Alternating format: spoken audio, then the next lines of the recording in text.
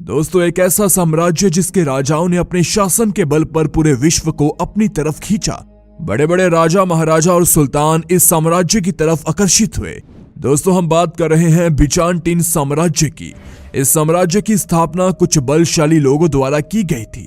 आपको बता दें कि यह रोमन जमीन का भाग था, जिसे उस समय रोमन का पूर्वी भाग कहा जाता था।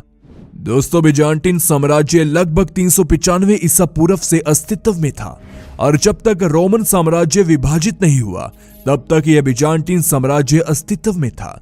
लेकिन 15वीं शताब्दी में तुर्की के हमले के बाद इस साम्राज्य को एक सभ्यता घोषित कर दिया गया। इस सभ्यता के बारे में रोम और तुर्की के कुछ बूढ़े लोग कहा करते थे कि बिजान्टिन ने लोगों को काम यानी कि सेक्स की असली शिक्षा दी थी, क्योंकि रोम साम्राज्य में एक समय सभी को बहुत सारे यौन रोगों ने घेर लिया था। सम्राट से लेकर एक आम नागरिक को भी यौन रोग थे। हाल ये हो गया था कि लोग बच्चे पैदा करने में असमर्थ होने लगे थे। उस समय बिजान्टिन के लोगों ने ही रोम को इन यौन रोगों से बचाव के बारे में बताया था और उन्हें संभोग का असली तरीका भी बताया था। इस बात के लिए रोम के सम्राट ने बिजान्टिन के कुछ लोगों को उपहार के रूप में अनाज, जमीन और कुछ खजाना भी दिया था। लेकिन बाद में रोमन और तुर्किश लोगों ने कहा था कि बिजान्टिन नाम उन गलत धारणाओं को दर्शाता है जिनसे साम्राज्य का इतिहास अक्सर प्रभावित हुआ है, क्योंकि इसके निवासियों ने शायद ही इस शब्द को अपने लिए या अपने राज्य के लिए उपयुक्त माना। उनके विचार में बिजान्टिन साम्राज्य सबसे ऊपर था और वो किसी और राज्य को अपने से ऊपर नहीं मानते थे। उनका मानना था कि बिजान्टिन की स्थापना ईसाई युग की शुरुआत से कुछ समय पहले हुई थी और रोम भी उसके बाद में बना था, लेकिन ऐसा नहीं था। हालांकि कहीं कहीं पर बिजान्टिन का जिक्र मिलता है। रोमन लोग अपनी विरासत पर गर्व करते हुए कहते हैं कि बिजान्टिन रोमन का एक छोटा हिस्सा है। रोमन के बाद बिजान्टिन साम्राज्य का जन्म हुआ है।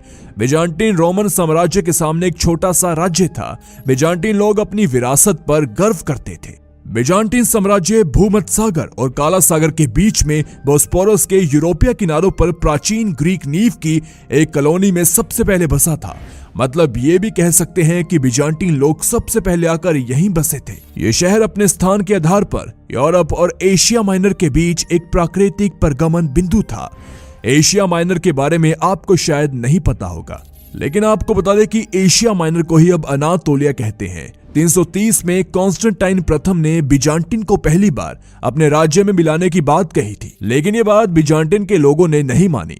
आपको बता दें कि बिजान्टिन के लोग उस समय सारे फैसले आपस में मिलकर लेते थे।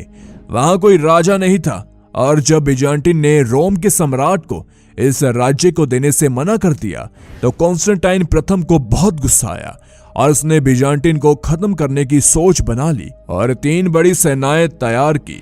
कॉन्स्टेंटाइन प्रथम चाहता था कि वो बिजान्टिन को पूरी तरह से खत्म कर दे और उस जमीन को रोम का आधिकारिक हिस्सा घोषित कर दे। रात में जब सेना हमले के लिए तैयार थी, उसी समय कुछ वजीरों ने कॉन्स्टेंटाइन प्रथम को अचानक रोका और उन्हें पास बुलाकर कहा कि आप ये हमला रोक दो, वरना पूरा रोम खत्म हो जाएगा। कॉन्स्टेंटाइन प्रथम ने वजीर की आंखों में खौफ देखा और कहा कि ऐसा क्या हो गया। तब वजीर ने बताया कि बिजान्टिन में रहने वाले लोग भले ही कम हो, लेकिन उनमें जो शक्तियां हैं वो कमाल की हैं। उनके पास कोई ऐसी रहस्यमयी विद्या है जिससे वो अगर चाहे तो रोम को अपने कब्जे में ले सकते हैं। कॉन्स्टेंटाइन प्रथम को जब इस बात का पता चला तो उसने दोबारा कभी बिजान्टिन के लोगों को नहीं छेड़ा। दोस्तों, बिजान्टिन के लोगों के बारे में कहा जाता है कि उन्होंने यूरोप से लेकर मध्य सागर के किनारे तक काले जादू को फैलाया था। वहां के लोगों के बारे में कहा जाता है कि वो लोग मरे हुए आदमी को भी जिंदा कर सकते थे। जब बिजान्टिन में कोई बच्चा पैदा होता था तो उसी समय से वो उसे तंत्र मंत्र की शिक्षा देने लगते थे।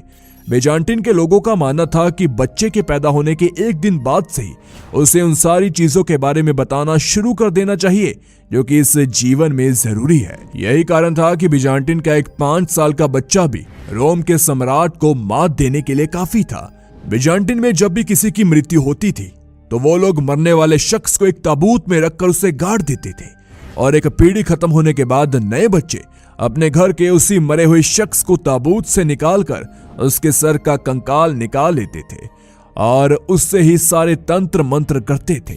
दोस्तों, बिजान्टिन ने अपने इस जादू के बल पर 1000 साल तक राज किया लेकिन फिर अचानक एक दिन पूरा बिजान्टिन साम्राज्य गायब हो गया था। ये दुनिया का एक बहुत बड़ा रहस्य है, हालांकि कई इतिहासकार इस पर खुफिया तरह से खोज कर रहे हैं। दोस्तों कहते हैं कि बिजान्टिन के इस जादू से बड़े बड़े आक्रांता भी डर गए थे। इस बात का सबसे बड़ा उदाहरण ये भी है कि एक बार जब हुन, जो कि प्राचीन चीन में राज करते थे, जब वो राज्य से निकले और उन्होंने पूरी दुनिया को जीतने का मन बनाया, तो उन्होंने सबसे पहले रोम में ही आक्रमण किया।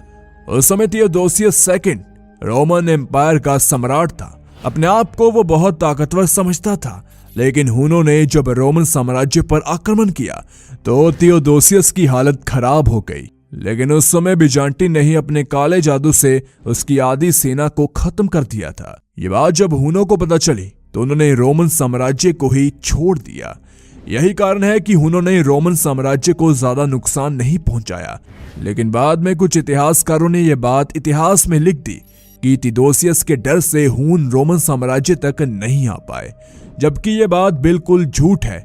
बिजान्टिन ने प्रारंभिक मध्य युग में जर्मन, हुन, अवार, सल्लव और अरब से रोम को हर बार बचाया। बिजान्टिन एक मजबूत दीवार की तरह रोम के सामने उसका सुरक्षा प्रहरी बना खड़ा था। बिजान्टिन साम्राज्य के लोग बाहरी दुनिया से बहुत कम मतलब रखते थे। बिजान्टिन साम्राज्य के अंदर बहुत सारे रहस्य थे। उनके कुछ अजीबोगरीब नियम भी थे, जैसे कि बच्चे के जन्म के बाद 50 दिनों तक उसकी मां के अलावा कोई और उसे छू नहीं सकता था। बिजान्टिन साम्राज्य की औरतें अपने बच्चे को जानबूझकर रोने देती थी। इससे उनका मानना था कि ऐसा करने से उनका बच्चा मानसिक रूप से ताकतवर बनेगा। इस साम्राज्य के लोगों ने अपनी एक खास जगह बना रखी थी, जहां पर ये लोग क्रोस के सामने प्रार्थना करते थे। बिजान्टिन साम्राज्य की लड़कियों की शादी बिजान्टिन के बाहर नहीं की जाती थी। यहाँ पर लड़कों और आदमियों से ज्यादा लड़कियां और औरतें जादू टोना करती थी। बिजान्टिन साम्राज्य के लोग सेक्स को बहुत महत्व देते थे। उनका कहना था कि इंसान धरती पर केवल इसी सुख के लिए सारे काम करता है। बिजान्टिन की परिभाषा ही यही थी कि संभोग से बड़ा सुख इस धरती पर और कुछ नहीं है। वहां के लोग कहते थे कि जितना हो सके उतना ज्यादा संभोग करना चाहिए, और स्त्रियों का भी यही कहना था। बिजान्टिन में समय समय पर हर एक शताब्दी में एक बड़ा रोग पूरे बिजान्टिन में फैल जाता था। इस रोग में कई लोग मारे जाते थे।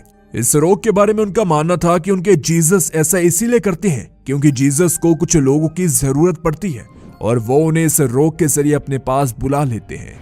दोस्तों आपको बता दें, बिजान्टिन में जादू का ये कल्चर कई दिनों तक, कई सालों तक, यहाँ तक कि कई शताब्दियों तक रहा। लेकिन फिर बिजान्टिन में भी एक दिन ऐसा आया जब वहां के लोगों को सत्ता लालच सताने लगा। वहां भी एक सम्राट बना। इस सम्राट का नाम था जस्टिनियन। दोस्तों जस्टिनियन का सम्राट बनना लोगों को बिल्कुल नहीं चुभा था। वो बस ये चाहते थे कि उनकी संस्कृति और उनके कल्चर के साथ खिलवाड़ ना हो। लेकिन जस्टिनियन के दिल और दिमाग पर सत्ता सवार थी। उसके लिए उसने उन सभी को मार दिया जिन्होंने उसे जरा सी भी समझने की कोशिश की। दोस्तों आपको बता दें, बिजान्टिन में ऐसा पहली बार हो रहा था। बिजान्टिन के लोग मरने से नहीं डरते थे, लेकिन वो इस बात से डरते थे कि कहीं उनकी संस्कृति ना खो जाए। और वही हुआ, क्योंकि नए परिवेश में बिजान्टिन की नई पीढ़ी ढलने लगी। जब जस्टिनियन ने बिजान्टिन की गद्दी पर अपने आप को सम्राट घोषित किया, तो उसके बाद से ही उसने अरब से लेकर मोराको तक की लड़कियां लाकर बिजान्टिन में खुली छोड़ दी और उन्हें कहा कि वो वहां के लड़कों को अपनी तरफ आकर्षित करे। दोस्तों आपको बता दें कि इन सारी चीजों का प्रहार सीधे बिजान्टिन की जड़ों पर हो रहा था और वहां के नए लड़के इन लड़कियों के चक्कर में आकर बहक गए और उन्होंने अपनी संस्कृति को छोड़ दिया। दोस्तों कहते हैं कि उसके बाद करीब कई और सम्राटों ने बिजान्टिन पर राज किया। बिजान्टिन ने अपने खराब हालातों के चलते रोम से हाथ मिलाया, लेकिन बिजान्टिन के हालात उससे भी नहीं सुधरे। जमीनी स्तर पर बिजान्टिन का हर काम खराब होता गया और आखिरी में एक दिन एक तूफान से अचानक सब खत्म हो गया। और इस तरह एक ऐसा साम्राज्य जो अपनी ताकत से ज्यादा अपनी रहस्यमयी जादू के लिए जाना जाता था और लोग उसकी ताकत से ज्यादा उसकी रहस्यमयी जादू से डरते थे, वो साम्राज्य राख में मिल गया।